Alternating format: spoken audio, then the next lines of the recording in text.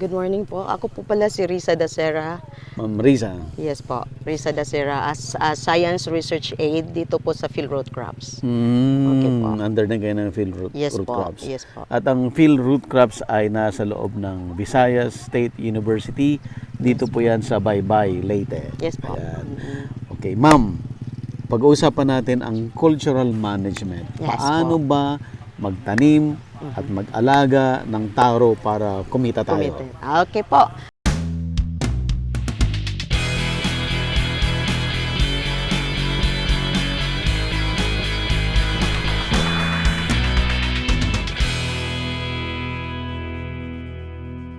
Available na po ang agribusiness merch sa Shopee. Ang link nasa description box.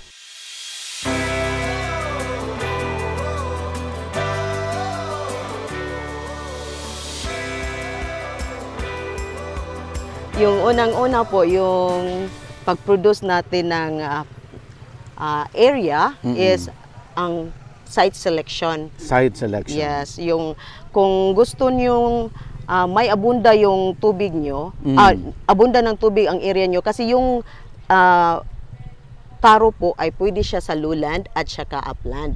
So pwedeng itanim siya sa lowland at saka upland. So Pag sinabi niyo pong lowland, yung may tubig. yes po. Yung basang-basa, yes yung po, nakasubmerge. parang rice field. Nakasubmerge siya.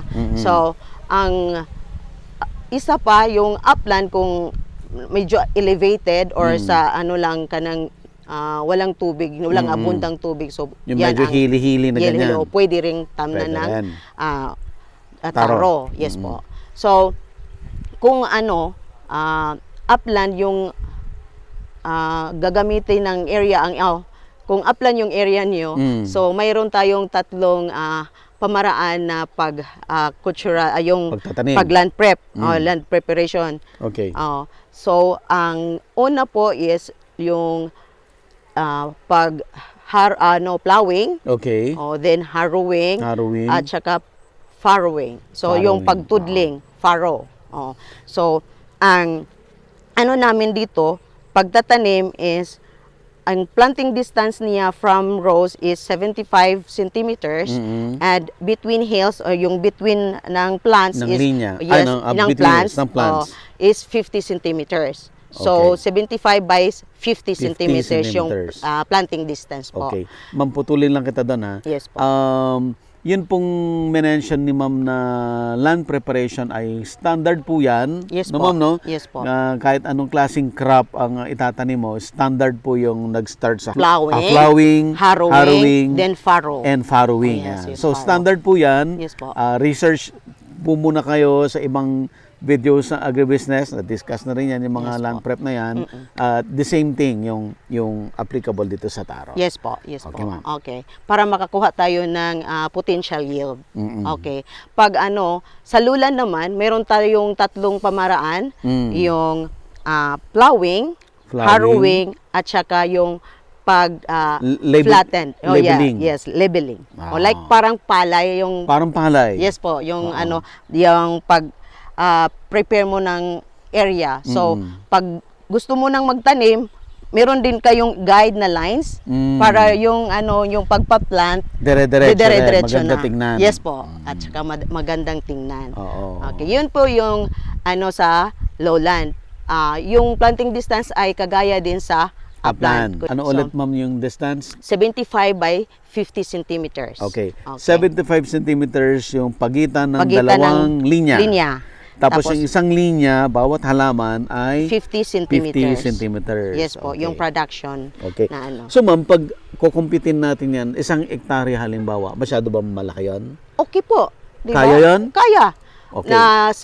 Nasa 3,750 plants Plants. per hectare. Per hectare. Yes po. Yes po. Ayan. Oo. So sa upland, Mm. nasabi natin Yes, yung land sa prep, upland. distance. Yes Ano po. ang variety na perfect for upland? Aha. Ano naman ang variety perfect sa lowland? Sige. Yung yung taro is lahat na variety is pwede siyang pang lowland. Yes po. At saka pwede ding pang-upland. Pang-upland. So na-test na yan siya sa iba't ibang testing centers na Nationwide. from lowland at saka upland. Ang galing. Magaling. So, yes po. Basta kasi kung anong available na yung lupa ka, yes po, pwede nang magtanim ka. Yes po. Depende na kung gusto mong production na 1 hektarya agad, pwede rin. Depende lang kung saan kayo kukuha ng planting materials. Yes po. So, kung available Kung yung available yung planting planting materials, yes. Okay. Kasi yung availability is depende lang yung sa area kung marami silang planting materials. At Natukukunan. napag-usapan namin ni Sir Jun kanina, ang sabi niya, ang talagang sikat na variety ay yung VG1 at saka VG2. Yes po. Sir, no? Yes Pero po. kung ikaw, Sir Jun, VG2 ang gusto mo? For table. For table, yes. Yes po. Kasi Yes po. aroma, Yes, at saka sticky. Sticky. Yes, Ang sarap sa ang sarap sinigang. yan, sir. Yes, sarap yan, para sir. tayong kumakain ng sinigang Yes, ngayon. at saka yung recommend ko na VG1, masarap din siya for laing, for vegetables. Kasi may malapad siyang mga dahon. Oh, I So yung see. pinangat at saka laing, VG1. VG1 yung i-recommend ko sa inyo. Yes po. Pag sinigang, VG2. Oh, pwede din sa yung VG1, di ba? Pwede sa interesting. sinigang. Oo, yes po. Interesting. Yes po. Masarap yung sir, pinangat sa Bicol. Kung makapunta kayo doon, pang-export na yan, sir, yung pinangat Export nila. na. Yes, yung Wow. pinangat. Yes, Bicol. Okay. So, pwede nang itanim, alam na Yes natin, po. hindi na mimili, no? Yes, walang pinipili yung Oo. taro. Kailan Pwede lowland magtatanim? at saka kuan. Kailan So, magtatanim, ma'am? yung pagtatanim ng pwede ring during dry month. Mm. Oh, so yung pagtanim Yung upland, niya, yung dry upland dry month, so pag upland kayo, yung pagtatanim niyo ng taro is yung niya, yung planting materials, suckers yan. Mm. So from 20 to 25 centimeters yung haba ng planting materials. Mm. So tapos i-dig nyo ng 8 to 10 centimeters. So, From- lubog yung... Ilulob. Oo, ibaon mo sa sa lupa, na 8 to 10 centimeters kung dry. Kung Dry month. O pag yung rainy month naman, Mm. so pwede yung yan? Nakalutang ng 4 to 5 centimeters. Yes, hindi masyadong Hindi ilulubo. Bakit po ganun? Kasi yung pag yung dry, mas malalim. Yes po, kasi yung moisture niya hindi Para hindi kaagad. siya mamatay. Yes, hindi po siya mamatay kaagad. So, ganyan yung pagtanim ng taro. So, yung sa naman sa lowland is 4 to 5 centimeters lang. Yung kasi lang yan, mababa lang yung niya. Kanang So, wala kang padi. problema doon. So, walang problema mabubuhay yan Yes dahil may po. tubig. Kasi merong tubig. Yung favorite nila yung tubig. Oo. Ma'am, saan mas mabilis lumago? Yung upland, yung lowland? Yung upland, yung lowland. Yung lowland. Yes po. Kasi abundant Sa water, oo. Yes po, yung niya, yung parang favorite nila. Pag may tubig, tingnan mo yung yung may tubig Ayan, at saka Malalaki. malalaki compared sa, kasi hindi pa to na masyado naming na control yung water dito, sir. So, hindi sila but different din na characteristics sila eh. Meron namang stunted at saka meron namang yung taller na varieties. Na varieties. Oh, yes po. Okay, ma'am. Sige. Nagtanim. Yes po. Nagtanim tayo. Mm-mm. Ano ngayon ang alagang gagawin mo doon sa bagong tanim? Yeah. Upland man o lowland man? So after planting, so dapat 10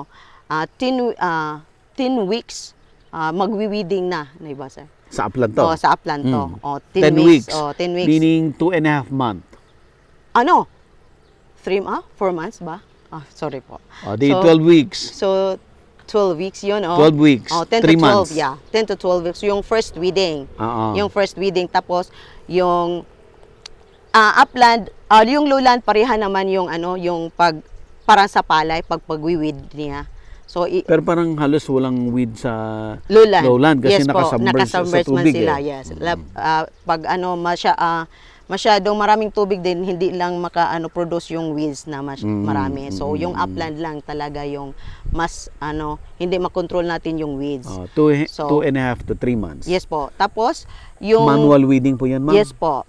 Then yung pag-apply ng fertilizer po is yung pagtatanim is first Kasi yung recommended fertilizer natin is 30-30-30 yung complete fertilizer. So, Anong 30-30-30? thir- Every 30 days? Dili, 30 yung kuan niya, yung recommended rate niya, no? Yung Anong 30 yun? nas- 30? yung Yung composition. composition ng Okay, yung sige. composition yung nitrogen, NPK. NPK, 30-30-30. Yeah. Okay. Yung first application is during planting Ah. and second application is During. during So, pagka-plant, Ah, fertilize yes, agad. side dressing din. Wow. Pero kung yung area mo is abundant ng organic fertilizer, so Wag no na. need, wag nang apply ng fertilizer. So after first fertilization, then after 2 months mag-apply na din ng after weeding, first weeding, di ba 2 months 'yon. Tapos 2 to 3 months. Yes. Mag-apply din ng yung half na na fertilizer na naiwan. Ito yung Okay, sa isang gagamitin. hektarya, ilang sako na fertilizer yon? Apat. Mga apat, yes Okay, po, apat na sako na 30-30-30. Yes po, yung complete fertilizer. Yung complete fertilizer. Okay. So, apat na sako. So, 2 sako on the Sa first application. Then After 2 months to 3 months, yung dalawa naman. i-apply mo ulit yung natitirang 2 Dalawa. sako. Yes po, yes po. And then, yun na po ang huling fertilization. Yes po. Wala na. Wala na. Okay. So, yung maturity na naman, tapos naman tayo nung next is yung pest control. Okay. Yung pest control. Sige, hindi naman natin maanuhan kung kasi yung climate natin ngayon, marami ng mga pests and diseases na ng ating area. So, yung problema namin dito pag mainit masyado is yung spider. Oo. Yung spider mites. Yes po. Yung nagpuputi, yung Magpakita ka nga, Kuya nagputi-puti. June. Yeah, yung Kuha ka nga ng nagputi-puti. may spider mites. Yung may spider, yung nagputi-puti ya. Pasensya na, Kuya Aphids. June, ha? Kaya ka dito pa. Yan. Yan. So microscopic yan yun, sir. Hindi pwedeng makita sa mapitas, Kuya? Yeah, pwede pitasin mo yan. Pitasin mo na, Kuya. At saka yung aphids ya. Aphids yun. Ito may aphids na Okay. Yan ang spider mites. Yes. Yung damage ng spider Damage mites ng po. spider mites yan. Mayroong mga puti-puti. Kasi sucking insects yan, sir. Mm. Oo. So, and then, ito po Ito yung naman ang aphids. green aphids. Asan dyan yung aphids? Ito po ng green. Yung mga maliliit. Ah. Ito po, ito. Yan. Yan lang naman yung natin, So, dyan problema ang nito. major na Yes mga po. Mga peste. sa taro. So, taro. we apply the recommended rate sa insecticide like methomyl. Hindi lang tayo yun. Methomyl lang. Pwede lang yung contact systemic lang yung Parehas makontrol na niya. Yes po. Yung mga contact systemic lang po yung insecticide na gagamitin natin. So, at lagyan natin ng stickers kasi itong gabi is hydrophobic, Yes. di ba? Oo. Hindi siya mababasa. Oo. Glossy yan, di ba? Hindi siya mabasa. So, lagyan natin ng Sticker. Yeah, pag mag-spray tayo. So, paano ganyan. Oo. O si Ma'am Gigi Sanchez ng yes po. ASIL, meron siyang sticker. Oo. Pwede niyong gamitin. Yan. So, dito pa yung pag-spray, Sa ilalim. Sa ilalim. Kasi nasa ilalim yung mga pest. Ah, Wala sila dito. okay. Oo. Yung mag-damage lang ng ganito is yung plant leaf hoppers, 'di ba kuya? Yung kakain sila ng yung sucking insects, hindi na yung ba 'yan? Magbuslot-buslot, chewing Kakainin. insect. Yeah. 'Yun lang. So pero ito ang damage ng hornworm. Hornworm. Yes po, hornworm. Kinakain ng hornworm. Pero hindi naman sila Ano naman maano. ang pang pang control? Pareha lang ng Isa lang. Isa lang. Yun lang Oo. lahat. Yung mga Simple, no? green label lang. Oo. Oo, green label lang. Mild. Mild lang. Kayang-kaya na yon. Yes po, Kailan kaya. ma'am mag-spray? So, mag-spray tayo ng during early morning or late in the afternoon. Anong oras po So, yun? hapon mga Early 4 ng p.m. Mga 5 a.m.? Yeah, 5 a.m. Kasi yung yung mga pest nandito pa. Naka-attach Naka-attach pa sila. pa, kasi malamig pa. Oo, pag mainit na nakaano na diyan. Oo, Nakalayas na nakalayas na. So, early in the morning and late afternoon. Late So mga 4 afternoon. PM, yan. Ganyan lang. 4 or 5 p.m. 4 to 5 PM. Yes po, yung maano Okay. na. Hindi na So, malamig very na. simple, no? Konti Yes lang po. yung mga peste-peste. Kaya Yes nga po. minsan makikita mo, may mga gabihan dyan na hindi naman inaalagaan. Hindi na, binabayaan yung iba. Ang gabi is another plant and forget. Yes po. Plant. Yes po. That's Or, for lazy. halamang tamad. Yes, lazy. Lazy crop. Pwede ka namang magtanim. At saka yung gusto mo, sir, yung pang backyard lang. Oo. Pag wala kayo hindi ka na mag-aararo, magdig Oo. lang ang kaya ng hole Oo. na at about 15 centimeters yung wide at saka 20 centimeters na deep niya. So, parang sa amin dito is gahong. Mm. O kung backyard lang, kung backyard lang, o kung gusto So- niyo for home consumption. Pwede. Pwede. So, ma'am, ang farmer pwedeng maging tamad. Yes po. Pero ang researcher, hindi. Hindi. Hindi po yun ang naka-difference po. Hindi pwede. Kasi tingnan natin, baka maubos na ng mga pest yung mga tanim namin. Wala na kaming Ano na kayong pag-aaralan? Yes po. Oo. Okay, ma'am. So, pests and diseases. Yes po. Natapos na sa fertilization. So, harvesting. Harvesting na. Yes po. After Tapos na. 8 months. Yes, 7 to 8 months. Yun ang Harvest na. maturity ng ating... Ito na po yan. Ito na po yun. Yes po. Pinag-harvest na tayo ni Kuya. Ito po ay galing sa lowland. Lowland to. Upland. Upland. So, ito din kalalaki yung Grabe, produce malaki, natin. Oo. Anong variety po ito? Itong purple na to? Ito po ay Insect VG9 or VG9. So ito yung ginagawang Portaro wine. wine. Hindi pa yan variety. Hindi pa to? Hindi pa variety to. Okay. Ang sa accession, so, Accession pa lang yes to. po. Okay. So, para kagaya din yung ang color ng VG9, yung purple na purple. Yung yan, black. Tapos ito naman po, itong green. Yung BLSM. BLSM din. BLSM. So, ready for yan, sir? Para sa, na namin sa national insect. Isasubmit nyo na to. Isasabi na namin to. Sabi namin, Yes. So, promising ba, sir? Yung Apo. Oo. So ito na yung dadalhin nila sa Insect. National Seed Industry Council. Yes po, ito na. Pag ang entry in-approve namin. nila doon, variety, Variety na yun. po. Yes Ayan. po. So, 7 to 8 months. Oo. So Yes ito po. na po yung resulta ng 6 years, 7 years, sir, sa research. Yes po. Grabe. Grabe. Ma'am, ang sipag nyo, 8 years. Ito si Kuya Jun, sir. Para lang makita Yes natin po. to. Yes po, silang Kuya Jun at saka si Sir Bert yung namin, Ferrarin. Okay. Yung Pag boss. nag-harvest tayo, after 8 months, gaano kabigat ang tuber? Tuber. So, ito, parang ito siguro, mga tato. Mga aabot Half na... kilo or more? Half kilo or more, yeah. Yes More, po. more More than- than half. 1 kilo na. Oo, Almost mga 1 kilo. 0.8 or yeah.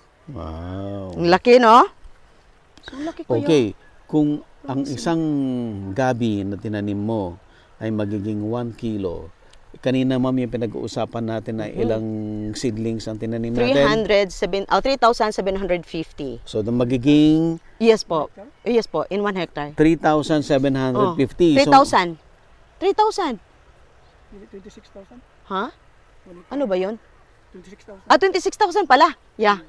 Yung man lang din. Okay. Ang area. Correction lang natin, ha? 1/4. Yes. Per 20 hectare is 26,000 Okay. seedling. 26,600 seedlings Yes, yes, per okay, hectare. 50 by 75 Oo. centimeters. 50 by 75 Centimeters. centimeter is ilan ulit? 26,000. 26,600 Okay po. seedlings. At ang isang seedling after 8 months ay magiging 1 kilo. So, ano lang? 26,000 Tut- kilos. Ha? 26,000. 26,000 kilos. Yes po. Magkano ang 1 kilo, ma'am? Ngayon, magkano na ba sa market price?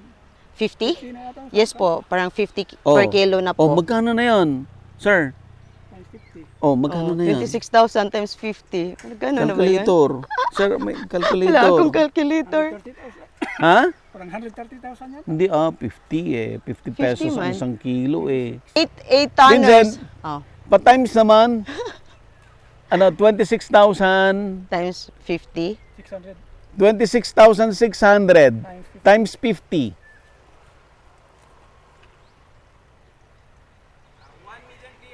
1 million na din. 1,330,000. 1 million na din.